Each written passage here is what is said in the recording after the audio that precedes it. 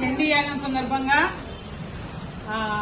ఎన్టీఆర్ స్టేడియంలో 8వ తారీఖున ఆయుధ చండీ యాగం జరుగుతుంది. దాని సందర్భంగా ఇక్కడ అందరు సేవ చేయడానికి వచ్చారు. అమ్మవారి యొక్క చీరలు కలశాన్ని మడతపెడుతూ ఉన్నారు.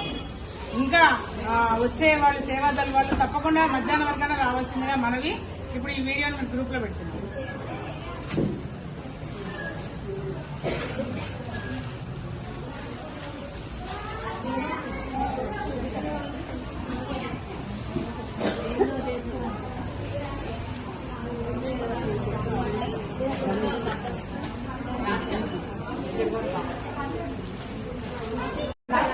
ఈరోజు చండీ హోమంకి సేవ ఏంటంటే గుమ్మడికాయలన్నీ చిన్న ముక్కలు కొయ్యడము, అమలపాకులు 27 కట్టలాగా కట్టడము,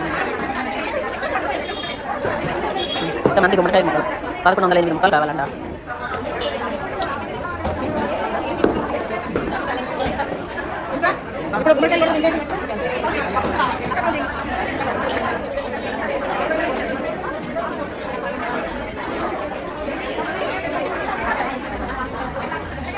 నేను ఒకటి ఇవ్వండి ఇలాగా నిన్న కట్టిన చీరలన్నీ ఇలా 100 పెట్టేసినామండి కవర్స్లో. ఓకే,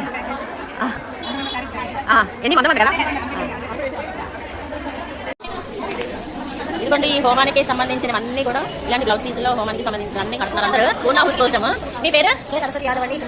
ఎక్కడి నుంచి వచ్చారు? మీరు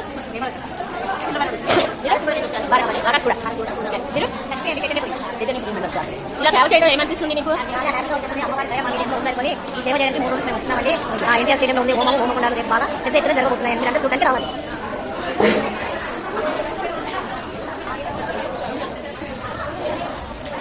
చూసారా ఎంత ఫాస్ట్గా ఎంత బాగా చేస్తున్నారు. 4 ఆడవాళ్ళు కలిస్తే ముచ్చట్లనే అంటారు, కానీ అందరూ నిజంగా ఆడవాళ్ళు కలుసుకుంటే చేయలేదంటూ ఏం లేదు. ఫాస్ట్గా చేస్తున్నారు. 1108 పూర్ణాహుతి కోసం కట్టాలి. ఇలా కట్టాలి. సో మీ అందరికీ కూడా తెలిసింది. కానీ ఇలాంటి సేవ చేసుకునే అదృష్టం అందరికీ దొరకదు. వీళ్ళందరూ కూడా ఎంతో ఇంట్రెస్ట్గా అమ్మవారి భక్తితో వచ్చి చేస్తున్నారు. అది చాలా సంతోషం. రేపు మధ్యాహ్నం 3ంటికి హోమాలు ఉన్నాయి ఎన్టీఆర్ స్టేడియంలో. మీరందరూ కూడా చూడడానికి కూడా రావచ్చు.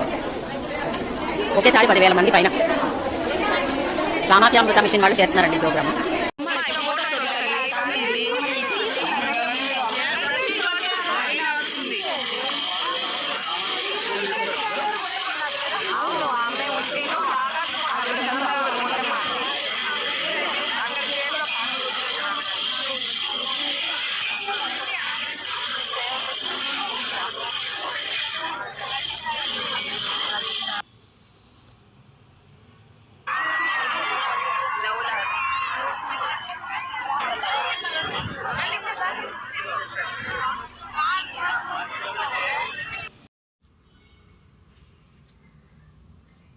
మన పాత్రలు మాత్రమే. ఈ పాత్రలన్నీ ఇచ్చి ఇక్కడ మంత్రాలు ఇచ్చి చేయిస్తుంది అనంటే అర్థమైనట్లయితే మనందరిపైన కృప ఉన్నట్టే. సరస్వతి అమ్మవారికి మనం తాంబూలం కింద ఇస్తున్నాం. ఓం నమో దేవి మహాదేవి శివాయ సత్యం నమ ప్రకృతి భద్రాయ నేత. ప్రతి అధ్యాయానికి వచ్చేసాం. మర్చిపోకుండా ఆయన చామండాయ వచ్చే వాలంటీర్ చేసిన ఆయన చామండాయ వచ్చే అని చెప్పుకోవచ్చు. పక్కవాడితో మనం అస్సలు మాట్లాడక్కర్లేదు.